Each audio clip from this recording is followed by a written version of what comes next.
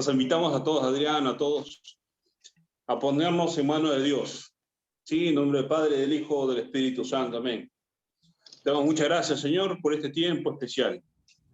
Por este tiempo especial de Cuaresma, por este tiempo especial que nos da la oportunidad de convertirnos, de acercarnos a ti con corazón arrepentido, que con tu gracia vienes a nosotros para que podamos convertirnos, para poder llegar a ser siempre mejores, siempre más iguales a ti.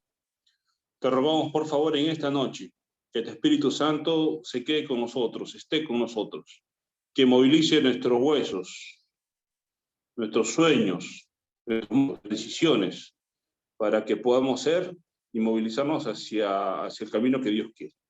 Padre Santo, te lo rogamos todo en nombre de Jesús, nuestro Señor, y por intercesión de nuestra Madre, que intercedas para que este momento de compartir entre hermanos sea un tiempo especial de preparación. Todo te lo dejamos en tus manos, por Jesucristo nuestro Señor. Amén. Le damos la bienvenida al Padre Víctor, quien este día hará la reflexión de este día.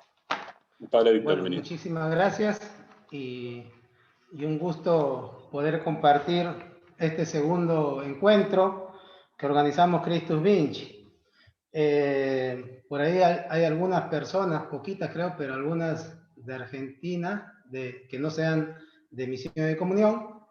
Por ahí a lo mejor simplemente para decirles que Misión de Comunión, un movimiento laical que fundó Osvaldo Cuadro Moreno.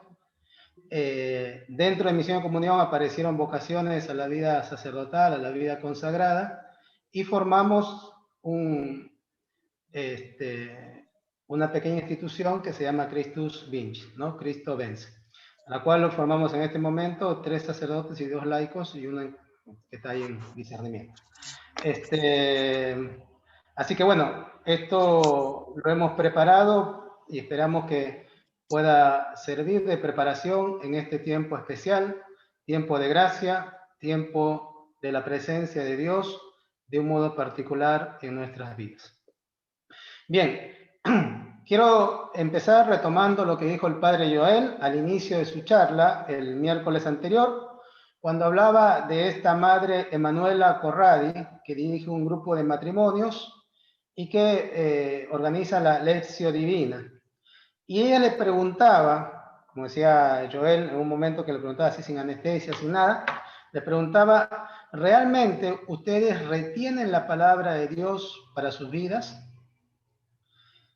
Y eso me sonó mucho, esa pregunta que le hacía la madre Corradi a este grupo de matrimonios, porque escuchar la palabra de Dios siempre, siempre es fundamental. Y mucho más, mis queridos hermanos, en este tiempo de Cuaresma. Nosotros los católicos no somos mucho de meditar la palabra de Dios. Gracias a Dios, después del concilio, como había una mayor apertura y hay una mayor difusión del estudio de la palabra de Dios, pero en general no somos muy asiduos a esta meditación de la palabra de Dios. Ya en realidad esto viene de data vieja, ¿no? El mismo San Agustín, el gran San Agustín, al inicio de su conversión tenía un cierto desprecio por las Escrituras.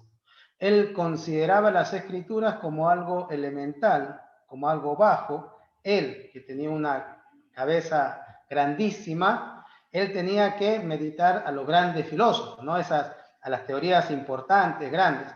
Sin embargo, después se dio cuenta que la palabra de Dios tiene una profundidad inagotable. Y sobre todo, mis queridos hermanos, la palabra de Dios tiene palabras de vida eterna. Sí, de vida eterna. Y tal vez esta debe ser la primera pregunta para hacernos, ¿no? Tú, vos, ¿tenés sed de vida eterna? ¿Cuán importante es para vos la vida eterna? Creo que es importante que nos preguntemos dónde está nuestro corazón, en la eternidad o en los triunfos de esta vida. Llámense reconocimientos, logros económicos, poder, llámense tristezas, resentimientos, sensualidades o la familia. Pero aquí quiero aclarar, ¿no? De mi familia, ¿qué me preocupa más y qué es más importante? ¿La salud física de los integrantes de mi familia o su salud espiritual que los lleva a la vida eterna? Por eso creo que en mi vida no tiene mucho eco, de modo concreto, de modo real. Si la eternidad no tiene mucho eco, entonces la palabra de Dios no tiene sentido en mi vida. Si la eternidad no tiene eco profundo en mi vida, la palabra de Dios tendrá poca fuerza. Porque si me gusta la historia, voy a encontrar un montón de libros que me hablen más de historia que la Biblia. Si me gusta la geografía, lo mismo. Si me gusta la teología solamente por el conocimiento, también encontraré libros que desarrollen teorías teológicas más complejas. Pero el único lugar donde encuentro palabras de vida eterna es en las Sagradas Escrituras. Es Dios que le habla realmente a su pueblo. Y esto, vuelvo a decir, es importante porque la meditación de la palabra de Dios, como decía al inicio, es fundamental y especialmente en este tiempo de Cuaresma. Bien, entramos entonces a la lectura de este segundo domingo, domingo de Cuaresma, que tiene en el Evangelio, se caracteriza, digamos, el tema central de la transfiguración. Yo había pensado hablar de otra cosa, pero bueno, nuestro querido Makishi, me puso como título, este es mi hijo amado, escucharle. Así que bueno, me tuve que acomodar al título que él puso, este es mi hijo amado, escucharle. Bien, la transfiguración del Señor, que vamos a hablar en el Evangelio de este domingo, vamos a escuchar en las misas. Pregunto, ¿cuándo es la fiesta de la transfiguración? ¿Alguien puede abrir el micrófono y responder? ¿Eh?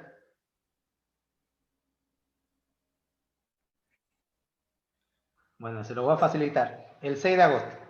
La liturgia de este domingo nos propone o nos invita, después de haber contemplado a Jesús en el desierto en el domingo anterior, cuando Jesús está 40 días en el desierto, que supera las tentaciones, y que también nos muestra que en nuestra vida es imposible que no hayan tentaciones. Pero al mismo tiempo también nos muestra que podemos vencerlas. Pero obviamente no solos.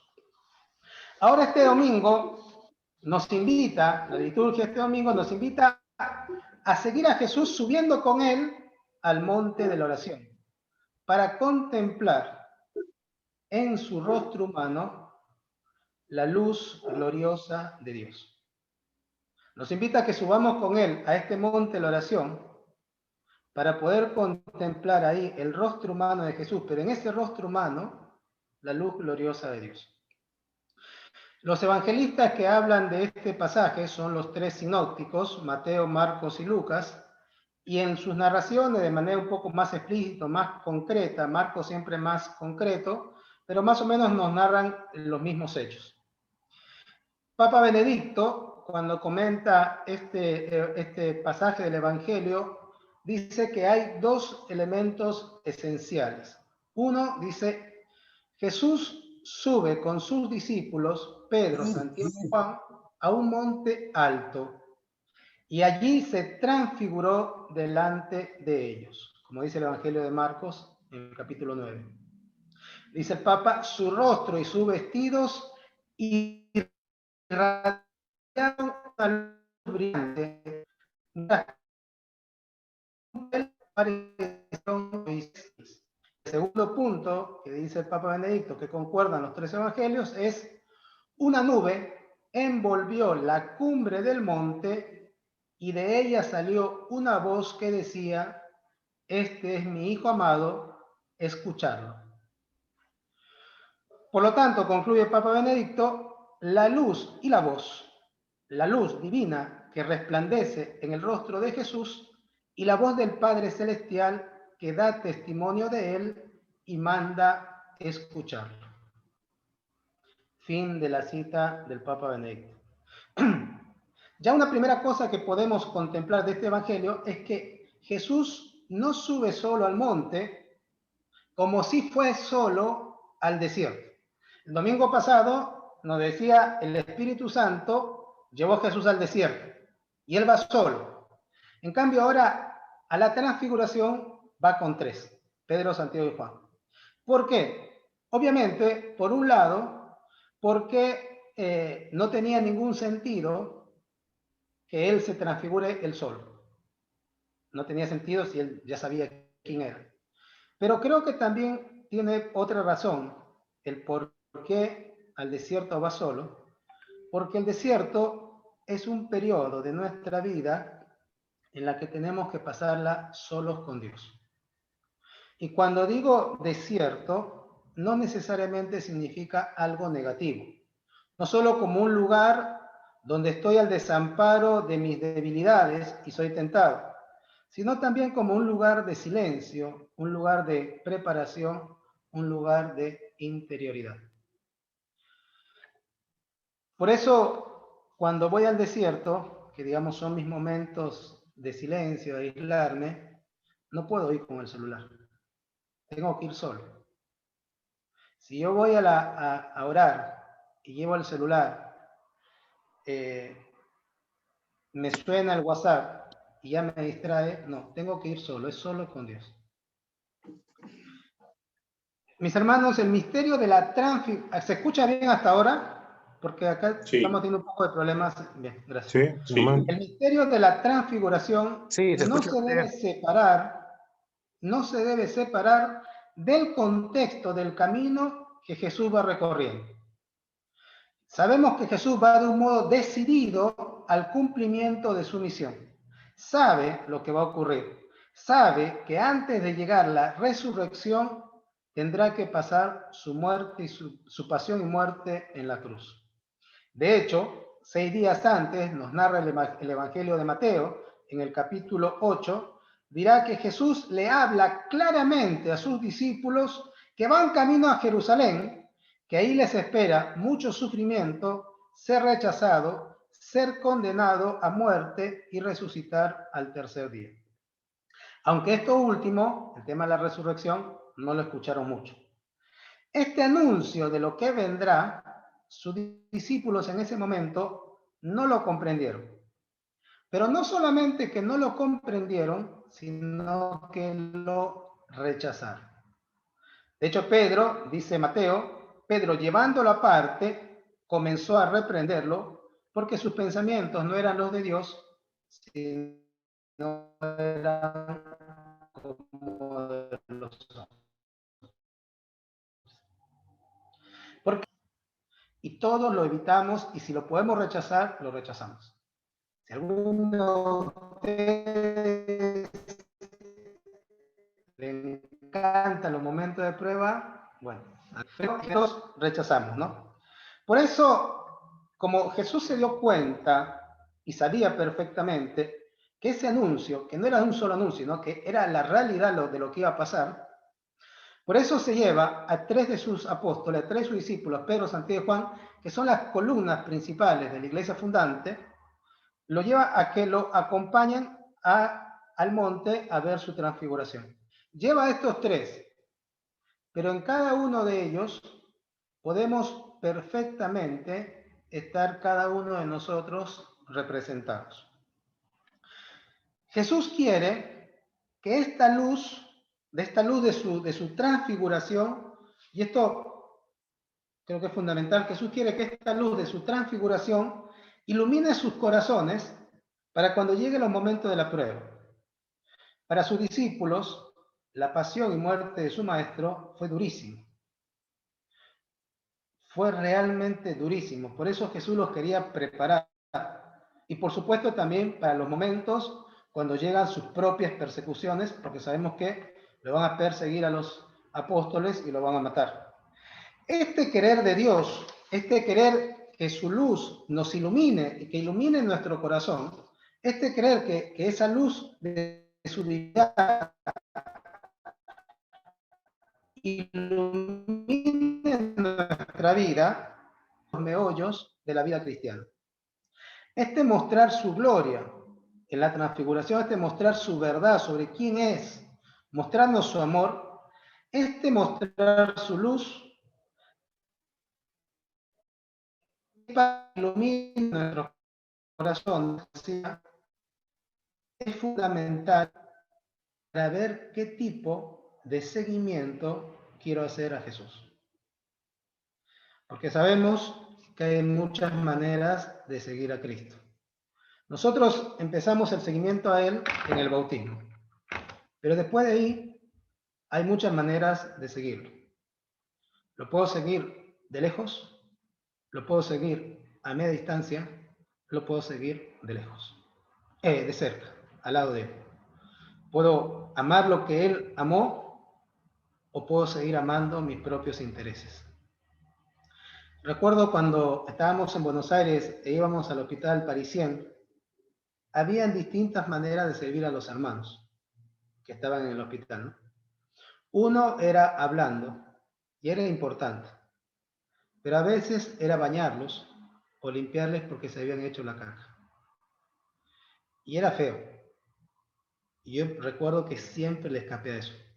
Yo veía que otros hermanos no solamente le hablaban, sino que se involucraban y se manchaban también con el hermano que estaba postrado en cama, ¿no?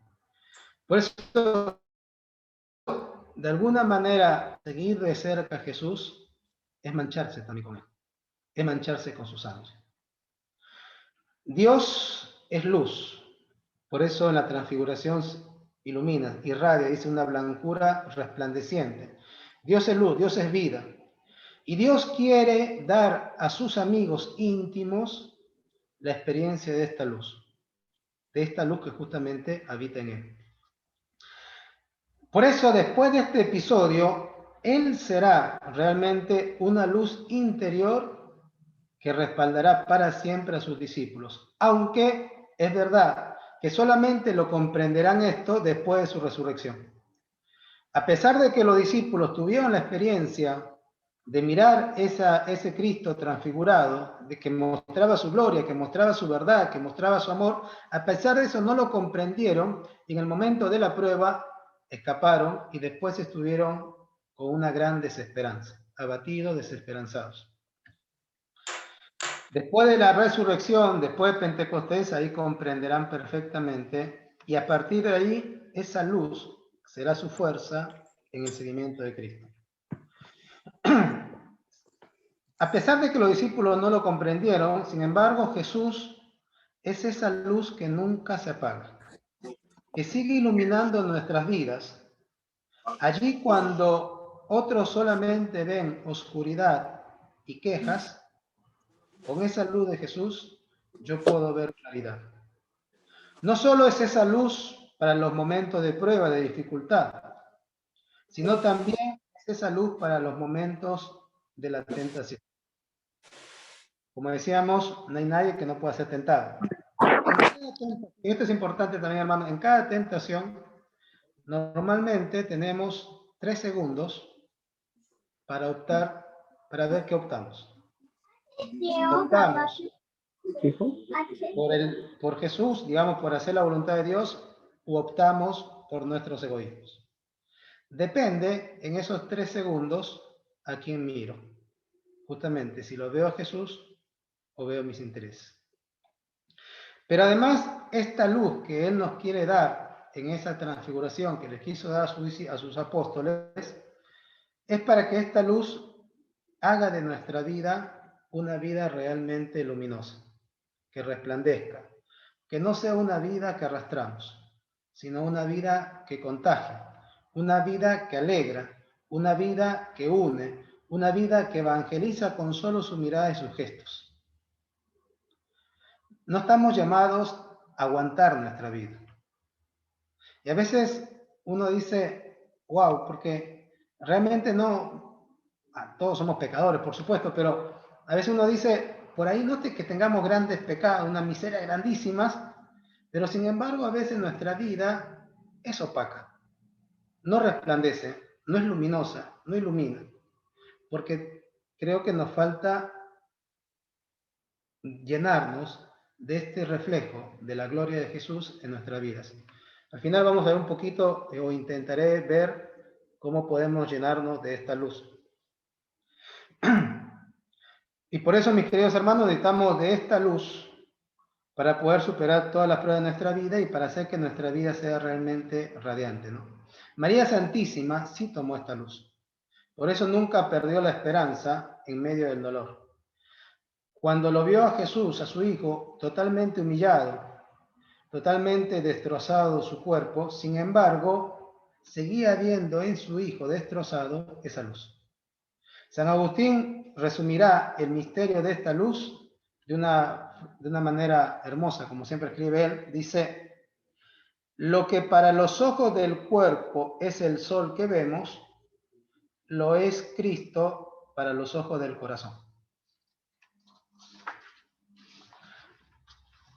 Ahora, para ir terminando, condiciones para llenarnos de esta luz en nuestra vida cotidiana, en especial en los momentos de prueba y tal vez de manera particular también en este tiempo de Cuaresma. Todo esto que digo, en realidad no lo estoy sacando, o sea, es tal vez una meditación personal. Por supuesto, deben haber un montón de otras condiciones, de otras cosas.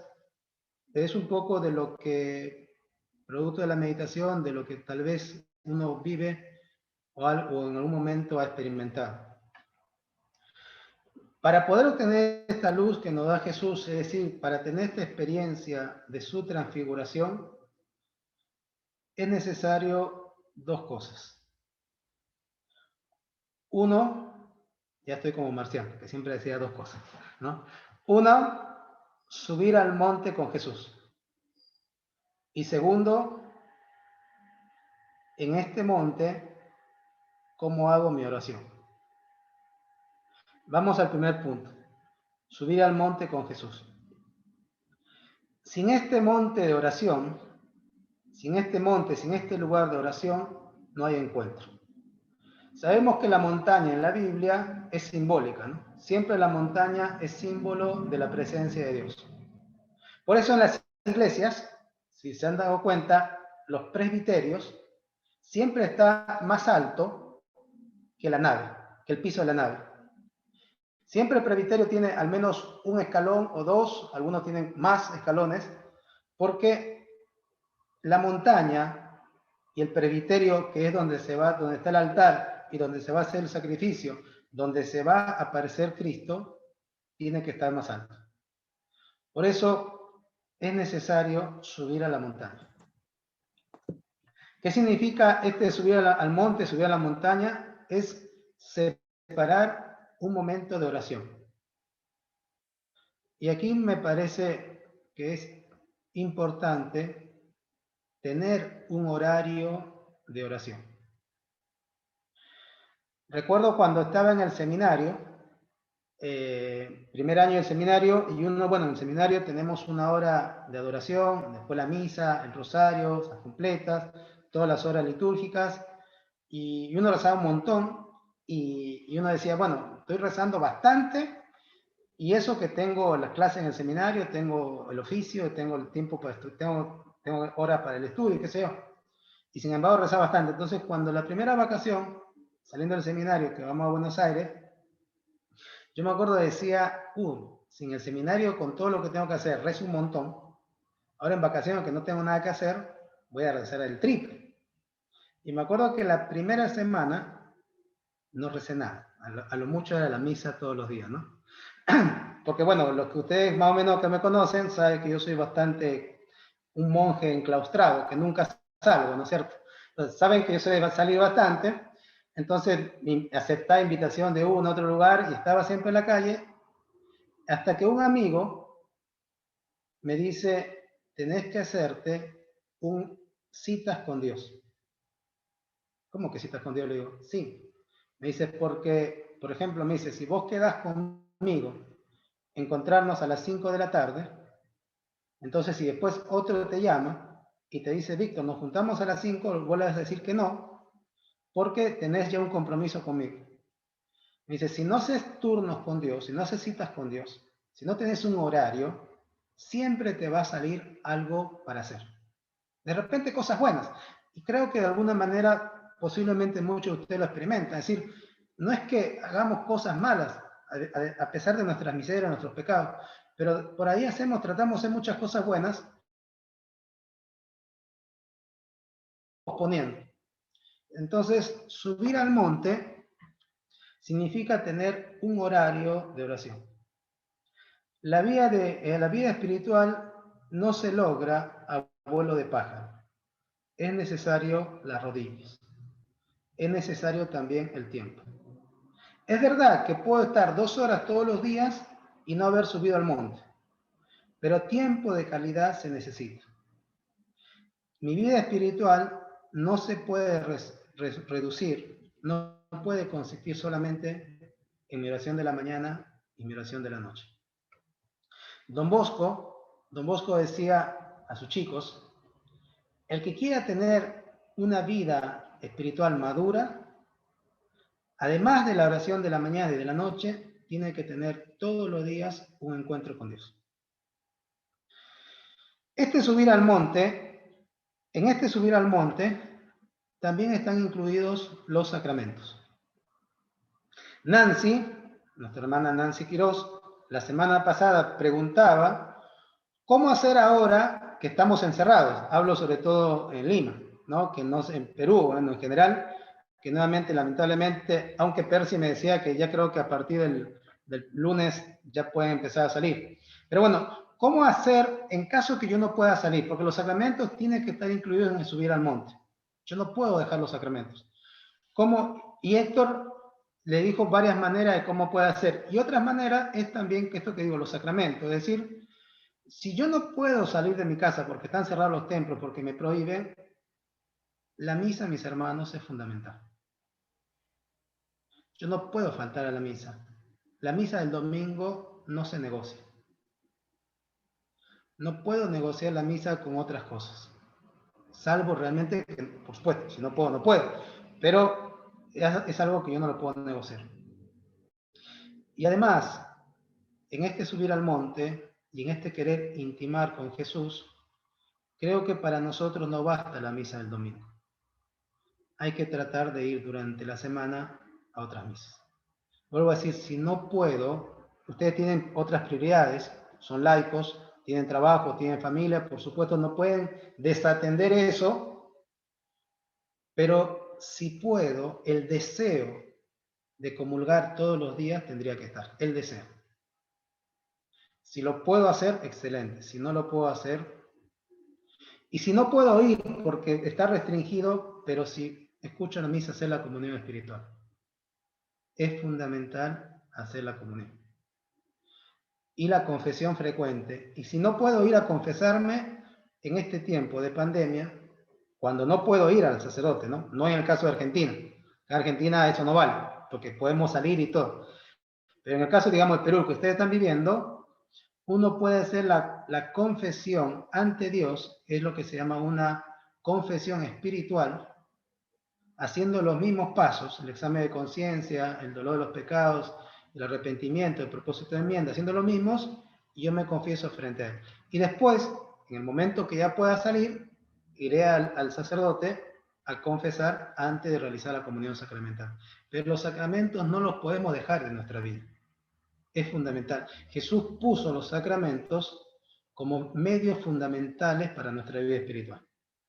Bien, entonces, y esto, ya vuelvo a decir, esto y acá los que estamos en Argentina, si puedo ir a misa más del domingo, adoración al Santísimo, la confesión, lo debo hacer. Y esto es una cuestión de decisión más que de falta de tiempo. Entonces, primera cosa para la luz del Señor, la luz de Jesús, subir al monte. Segundo, ¿qué hago cuando estoy en el monte? ¿Cómo rezo? ¿Cómo oro? Para poder que mi oración me traiga realmente esta luz. Pido perdón porque creo que me estoy alargando, tenemos que terminar 11 en punto, pero ya estamos terminando y después empezamos, si quieren, por compartir las preguntas. ¿Cómo hago para que mi oración atraiga realmente esta luz de Cristo en mi vida? Uno, la meditación de la palabra de Dios. San Jerónimo dice, quien no conoce las Escrituras, no conoce a Jesucristo. No puedo descartar de mi vida espiritual la meditación de la palabra de Dios. Porque como decíamos al inicio, es Dios quien habla a su pueblo. Entonces no puedo descartar de mi vida espiritual la meditación de la palabra de Dios. Segundo, ¿cómo hago mi oración para traer esa luz de Dios? Es, ¿qué le dice Dios a Pedro y a los otros dos? Este es mi hijo amado, escuchadlo. Este es mi hijo amado, escúchenlo. Mis hermanos, lo más importante en la oración es el silencio, para escuchar la voz de Dios, la voz de Jesucristo. Cuando realmente escuchamos la voz de Dios, a ver, nosotros tenemos a veces una impronta carismática y está bien, uno puede hacer una oración carismática en silencio. Yo no necesito hablar en voz alta para hacer una oración carismática. Y lo puedo decir, habrá sus momentos, cuando tenemos la reunión, la asamblea, sí habrá que participar, por supuesto, pero, y en mi oración personal también, pero tengo que tener un momento de silencio. Tengo que tener un momento, y en las asambleas también tiene que haber un momento de silencio. Porque lo más importante no es lo que yo hablo, lo más importante es lo que Dios me habla, lo que Él me quiere decir. Porque cuando escucho la voz de Dios, hay algo en mi interior que cambia, hay algo que se renueva. Porque justamente solo escuchando la voz de Dios es cuando comienzo a ser realmente amigo de Él. Y cuando comienzo a ser amigo de Él, comienzo a confiar más en Él. El domingo, el audio esto que uno prepara los fines de semana, si lo quieren escuchar, el domingo justamente se llama Escuchando la voz de Dios, ¿no? Es decir, porque lo pongo como una de las grandes tentaciones de este tiempo es justamente no escuchar la voz de Dios. Bien, entonces mi oración tiene que ser meditando la palabra de Dios, escuchar al Hijo. Tercer punto de mi oración creo que nos puede ayudar es pedir la gracia a Dios de percibir su presencia. Es decir, percibir que no estoy realmente solo. Hace años, cuando estaba en el seminario, leí un hermoso libro de San Manuel González, que se lo considera como el santo de los sagrarios abandonados. El libro se llama ¿Qué dice que hace Jesús en el sagrario? En ese momento, la verdad no había reparado sobre el primer capítulo. Son capítulos cortitos. Y lo volví a meditar hace unos meses frente al Santísimo. Y en el primer capítulo nos habla justamente de saber ante quién estamos. Y pedir esa gracia de saber ante quién estamos me parece importante. Porque a veces nuestra oración nos cuesta porque tal vez pensamos de alguna manera que estamos solos. O que estamos rezando a un simple crucifijo. Pero si yo llego a percibir que Dios está presente, creo que mi oración se transforma. Y el deseo de orar, creo que se transforma. Entonces, pedir la gracia de percibir su presencia. Otra manera de cómo hacer que mi oración atraiga esta luz es una recomendación. Vuelvo a decir, tómenlo, lo que ustedes crean que les pueda servir, es trabajar la imaginación. Hacer lo que San Ignacio de Loyola le llama composición del lugar. Meterme en la escena. Leo el pasaje, no sé, de la transfiguración. Me meto en la escena.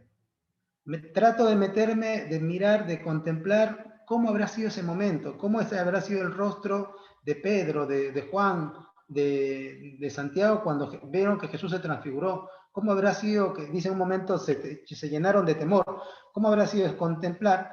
Porque por un lado tal vez nos ayuda a mirar la escena, a meternos más profundamente en la escena, pero además también nos ayuda a que nuestra imaginación no se vaya por otro lugar.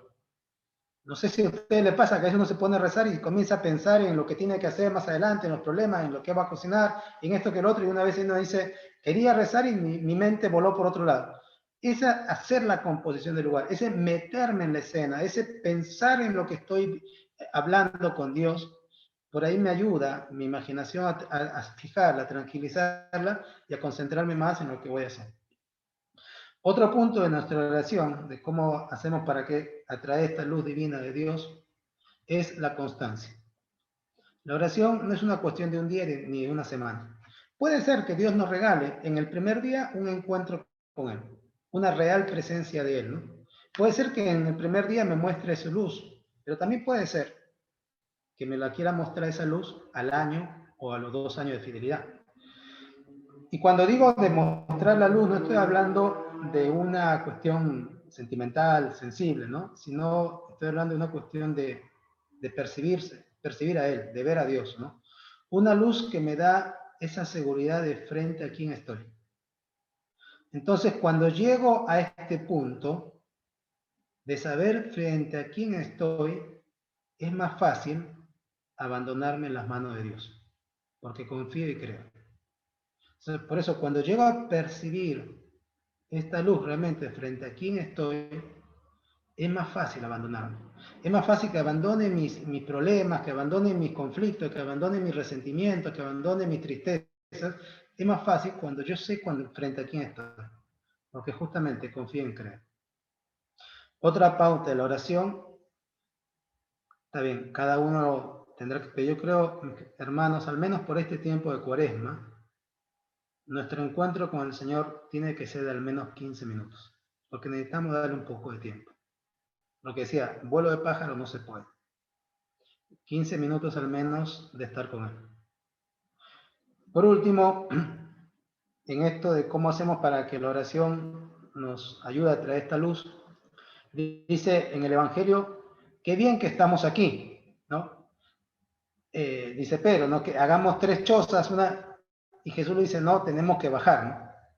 Entonces, este encuentro de que hemos tenido de esta contemplación en el momento de la oración, cuando yo medito en una cosa, ese encuentro hay que llevarlo durante el día conmigo.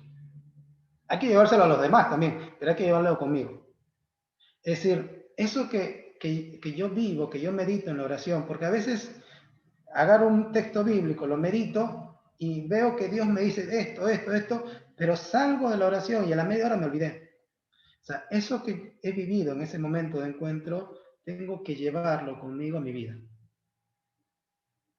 para poder aplicarlo justamente en la vida. Abraham, en la primera lectura del domingo, en Génesis, Abraham, Dios lo recompensa, ¿por qué? Le dice, ya que has obedecido mi voz, por haber obedecido la voz, por haber obedecido la voz de Dios, por haberlo escuchado primero. Luego de escuchar esta voz, me siento realmente amado, como decíamos, protegido, confiado, entonces es más fácil obedecer, es más fácil abandonarse. Bueno, espero que haya podido servir un poco esta reflexión, digamos, para esta segunda semana de Cuaresma. Que Dios los bendiga. Bueno, muchas gracias, Padre Víctor, por todas estas reflexiones. Y bueno, estamos abiertos ahora a las preguntas, dudas que hayan generado esta reflexión del Padre. Si tienen algo que acotar o preguntar sobre todo, ¿no?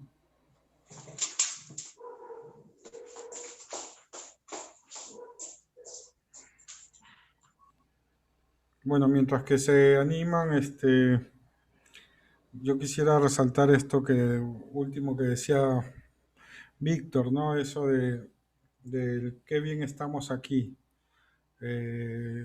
Justamente el encuentro con el Señor se tiene que ver reflejado también en nuestras obras, en nuestra vida, ¿no? Platón, cuando en uno de sus famosos libros de la República habla sobre la alegoría de la caverna, hay un momento en donde este que es librado de la prisión, que es como el ascenso a Dios en este caso, de la transfiguración, tiene cuando ve la realidad, lo que es el encuentro, ¿no? Que sería en este caso el encuentro con Dios, se da cuenta que tiene que bajar. A pesar de que él ya está liberado, se da cuenta que tiene que bajar a liberar a los otros. Y hace nuevamente el camino hacia la caverna para decirle a los otros que la verdad está arriba. Entonces, yo creo que siempre cuando leía esta transfiguración y veía la tentación de Pedro de quedarse ahí arriba, eso es como una falsa espiritualidad, ¿no? Pensar que hay que quedarse ahí bonito, todo cuando estamos muy cómodos, pero lo que justamente Jesús le dice es bajar, y es la bajada a Jerusalén, ¿no? Que es el camino a su pasión y a la culminación de su misión. Y eso también creo que se tiene que ver reflejado en nuestro encuentro, ¿no? Ese bajar a los hombres, bajar a nuestros hermanos y poder transmitir esa alegría del Evangelio que nos transmite el encuentro con Dios, ¿no? Es feo dar una charla así por Zoom. Es más fácil personalmente. ¿Cómo? Es más feo, es más difícil dar una charlita así por Zoom que hacerlo personalmente, me parece. Ah, sí. Pero el consuelo de ver las caras con las cámaras Sí, abiertas ayuda. está bueno. Es verdad, ayuda. Nancy, ¿tú querías comentar algo, creo? Sí, quiero hacer una pregunta, padre. Pregunta fácil, por favor, Nancy. Una capciosa. Bueno, algo que dijo, la verdad que me impresiona, y que es algo que por ahí lo suelo olvidar, es la oración personal, ¿no? En la oración personal me doy cuenta que a veces es un monólogo, o sea, hablo yo, adoro yo.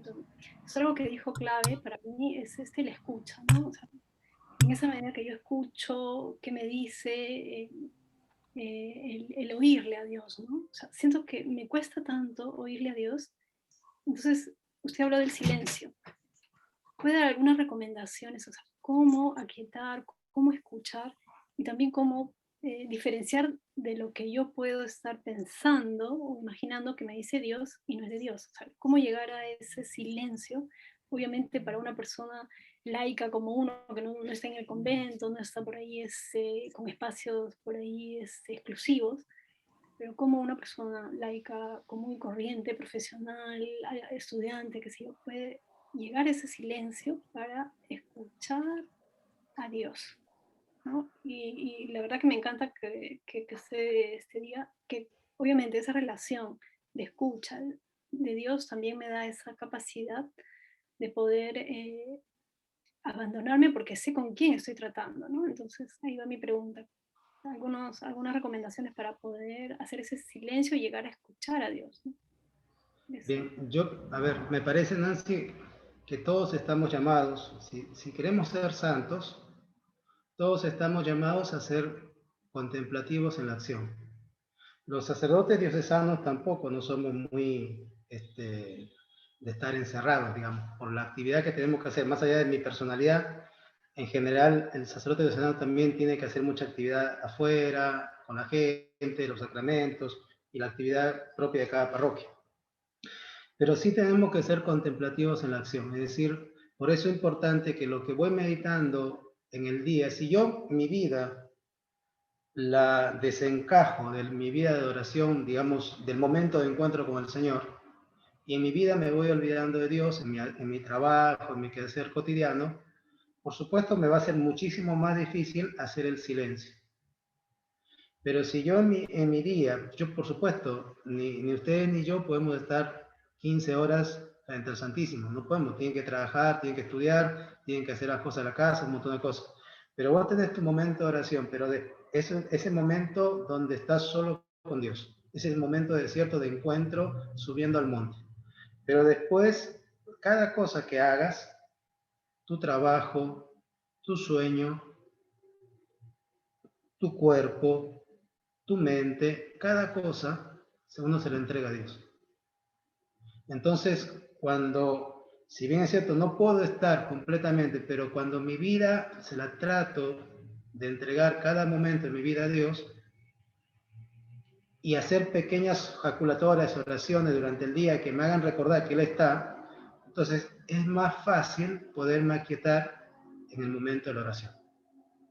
Igual a veces nos va a costar porque el otro, el tentador, nos va a meter siempre preocupaciones en ese momento. Y a veces preocupaciones legítimas, válidas. Pero ahí donde uno tiene que ir calmando el corazón. Por eso decía que también ayuda mucho, particularmente me está ayudando mucho en este tiempo, trabajar la imaginación. Meterme en la escena, en el momento que estoy orando, meterme en la escena. Entonces eso me permite, ya mi cabeza no está pensando en que tengo después más tarde que confesar o que tengo que presentar tal cosa en el tribunal, nada, sino me estoy metiendo más en la escena. Eso me está ayudando particularmente mucho a quietarme, ¿no? Y después seguir en ese quitarse más fácil escuchando la voz de Dios. A veces será más clara, a veces no será tan clara. Por eso decía que a veces Dios nos regala esa luz en el primer día, el segundo día, a veces no. Pero no importa ese sentir o no, saber que estamos con Él, es lo más importante. Y ahora, ¿cómo sé si es la voz de Dios o es mi voz? San Ignacio, en los ejercicios espirituales, nos habla del discernimiento de espíritus. Y ahí nos habla que en estas mociones pueden haber o es de Dios o es del hombre, es decir, es tuya solamente, o es del otro. Y una de las pautas que él pone para más o menos orientarnos a qué es la voz de Dios lo que me está hablando, es que cuando yo voy decidiendo eso que pienso que es de Dios, la paz interior. Nunca, lo dice también San Ignacio, nunca Dios me trae tristeza. Nunca Dios me puede zarandear, porque si yo me estoy portando mal, me puede tirar de las orejas para que yo reaccione. Pero nunca la voz de Dios trae tristeza, desconsuelo, amargura, nunca. Y ahí es donde también diferencia San Ignacio entre la paz interior y el sentirme bien. El sentirme bien es solamente una cuestión, una voz humana, es tu voz. La paz interior, ese gozo, incluso que a veces es con cosas que no me gustan, pero decir, sí, esto creo que es de Dios, tengo que tomar esta decisión, aunque no me guste, pero me trae paz. Entonces, esa paz interior, esa paz profunda del alma, es una de las señales que uno va escuchando la voz de Dios. No sé si me explico, Don Nancy. Sí, padre, clarísimo. Muchas gracias. Muchas gracias.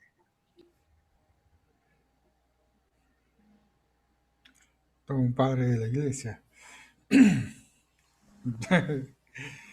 ¿Algún comentario más? ¿Alguien que desee? No necesariamente Está de... Verónico. ¿Quién? No, no, es un matrimonio joven de acá. Era de la parroquia, pero ahora están en Buenos Aires. Ah, mira. Por un tiempo nada más, prestaditos.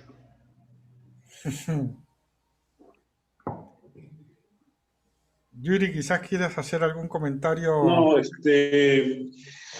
veces cuando se trata este evangelio, yo me pregunto dónde estaban los otros 9 discípulos, ¿no?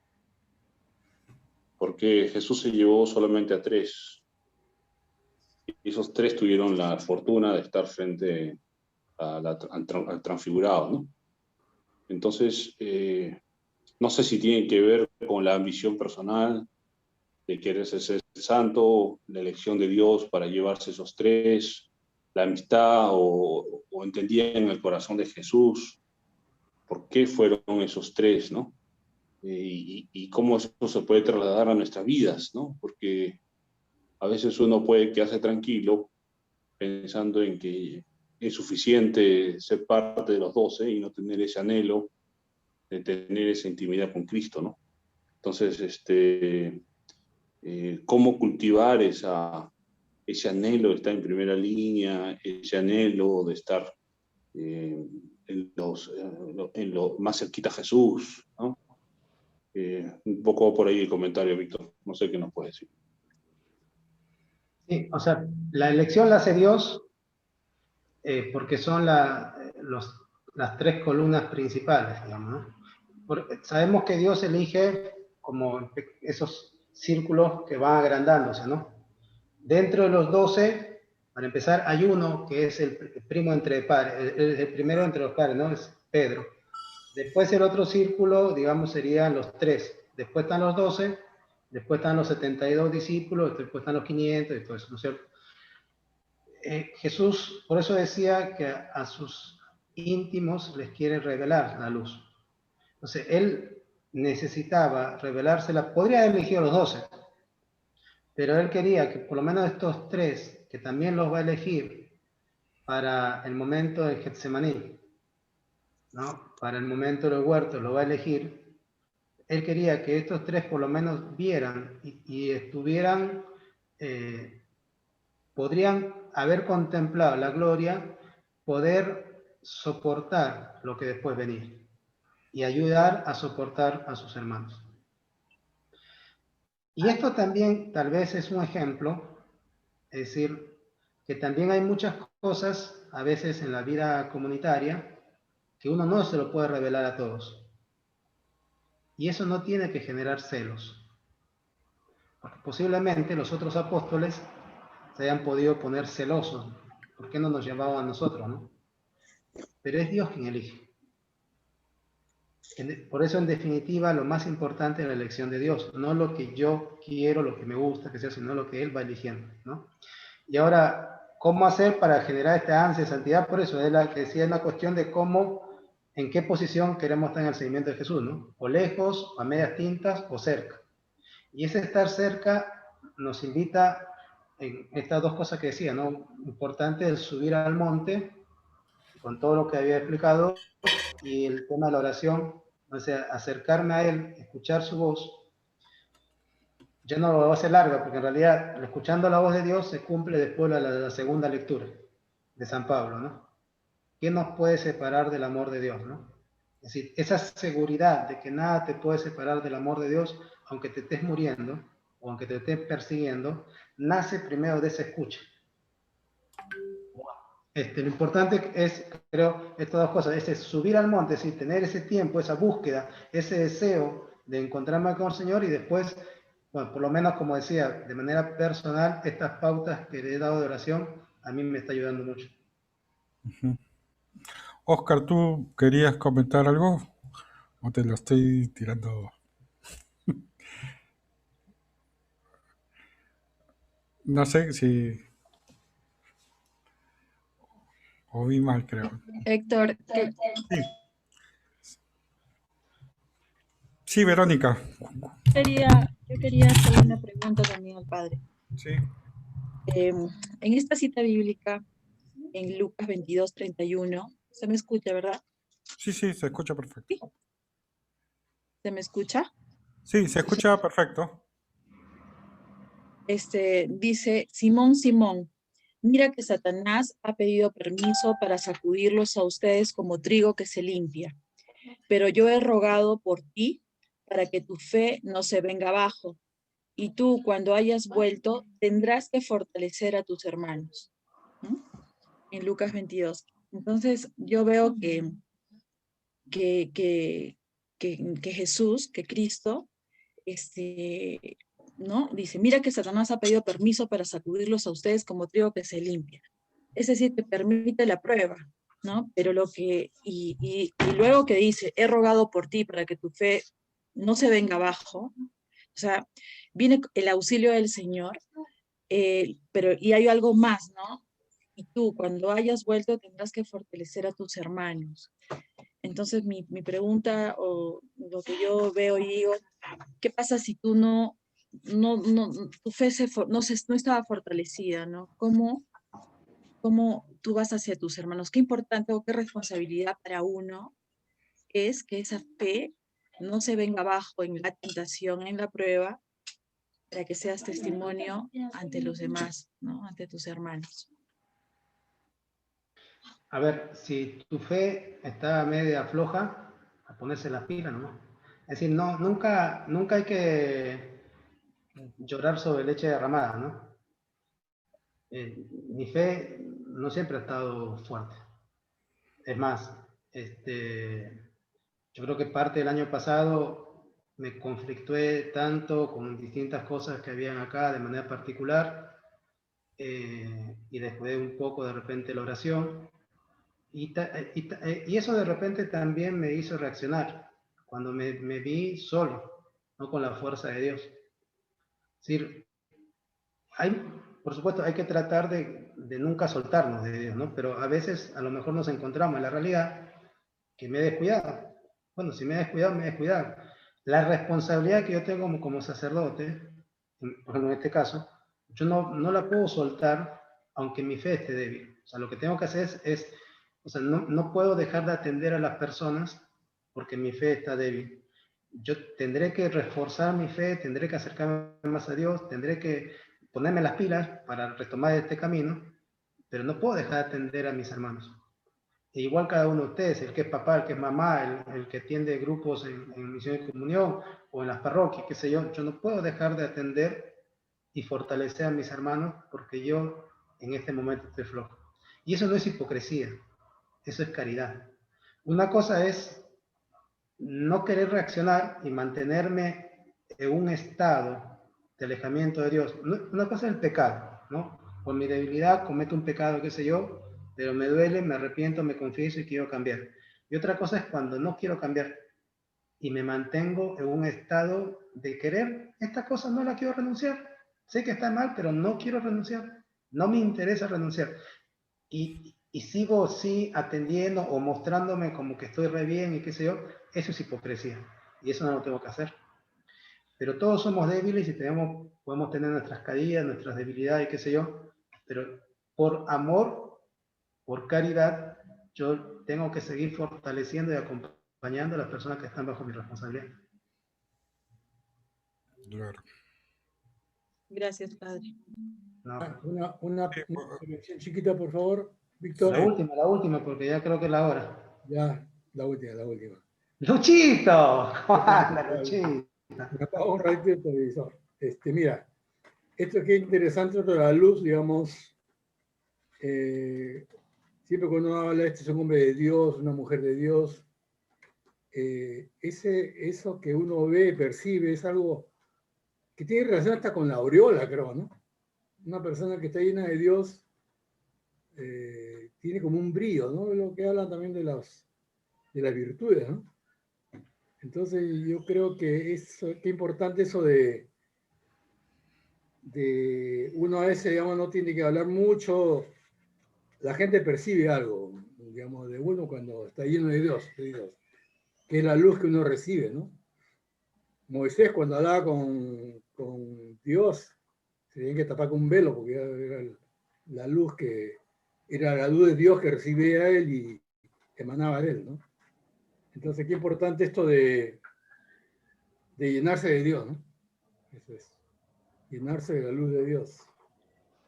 Qué bueno. Tal cual, Lucho. De hecho, y ese es el llamado de cada uno. Cada uno de los que estamos aquí, además no es casualidad que estemos aquí. Es decir, Dios nos invita hoy a cada uno a hacer luz. Y nos invita a nuestra vida, por eso no es aguantar o arrastrarnos, sino realmente iluminar. Hay problemas, algunos en este momento puede ser que tengan más problemas que otros, dificultades, pero incluso en medio de eso podemos ser luz, ¿no? Pero es importante no luz propia, sino la luz que viene de la auténtica felicidad, ¿no? Que es la luz de Cristo. Y de ahí, como vos decís, simplemente el caminar, seguramente la gente distingue si es una persona de Dios o no. Por eso yo no puedo salir por la calle, porque me están parando cada rato. De noche de salir. Está bien, gracias. Muy bueno. Creo que ya son las 11, Héctor. Sí, ya estamos terminando. Estaba pensando un poco lo que decía Verónica, que antes de sucumbir a la tentación, también hay que pensar, o sea, hay que pensar que tenemos una responsabilidad siempre sobre los que están detrás de nosotros, ¿no? Y eso es un poco una de las frases que más siempre me atemoriza del Evangelio es cuando Jesús hace la advertencia del pecado de escándalo, ¿no? Que no es solamente entrar en un escándalo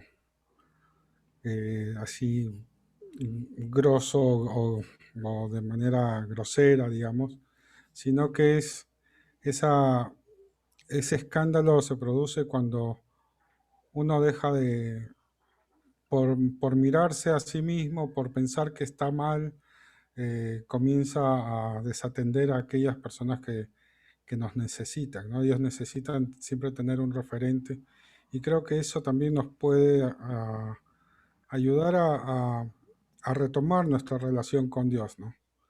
Porque sobre nuestras espaldas, de alguna manera, están también la vida y la salvación de otros, ¿no? Entonces, qué pena sería ver en la historia, en el libro de la vida, que mucha gente se fue alejando de Dios por nuestro poco testimonio, ¿no? No solamente es, como les digo, una cosa, un escándalo grosero, sino simplemente por una cuestión de estar mirándose a sí mismo y no pensar que estas otras personas nos están necesitando, ¿no? Y eso puede ayudar también a pensar que qué importante es estar siempre con la lámpara encendida en esa relación con Dios, ¿no? Sí. Como decía, bueno, nada más creo.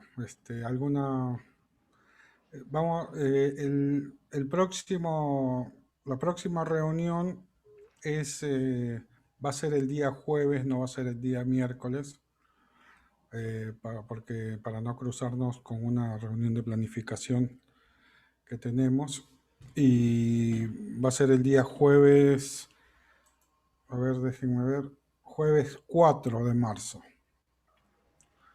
Jueves 4 de marzo, y agradecerles realmente toda su participación y en esto que nos enriquecemos todos, ¿no? Así que, Víctor, si no puedes terminar una bendición, Víctor. Bueno, muchas gracias por estar, gracias por su presencia, como decía Héctor, y aprovechemos mucho este tiempo especial, tiempo de Cuaresma, ¿no? Que realmente Dios quiere hablarnos a cada uno de nosotros. Madre Santísima, te encomendamos también todo este tiempo especial, tiempo de acercarnos más a tu Hijo, que tú nos lleves de manera especial con tu manto maternal al encuentro cotidiano con tu Hijo. Que podamos dejarnos iluminar con esa luz amorosa, con esa luz que irradia, con esa luz que transforma. Y que tú seas ese medio para acercarnos a tu Hijo. Gracias por cada uno de mis hermanos y te pido que bendigas a ellos y que bendigas, Señor, a sus familias. Dios te salve María, llena eres de gracia, el Señor es contigo, bendita eres entre todas las mujeres y bendito es el fruto de tu vientre Jesús. Santa María, Madre de Dios, ruega por nosotros pecadores, ahora y en la hora de nuestra muerte. Amén.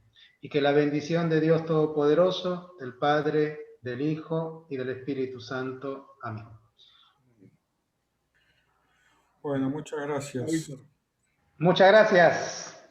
Gracias, Padre Víctor. Gracias, Padre. Gracias, Padre. Gracias, Padre. Gracias, Padre Víctor. Padre Víctor. Gracias. Gracias, Padre Con Víctor. todos. Padre, que le vayan bien. Gracias, Bendiciones para Padre. todos. Gracias, Padre. Buenas noches. Gracias, Padre.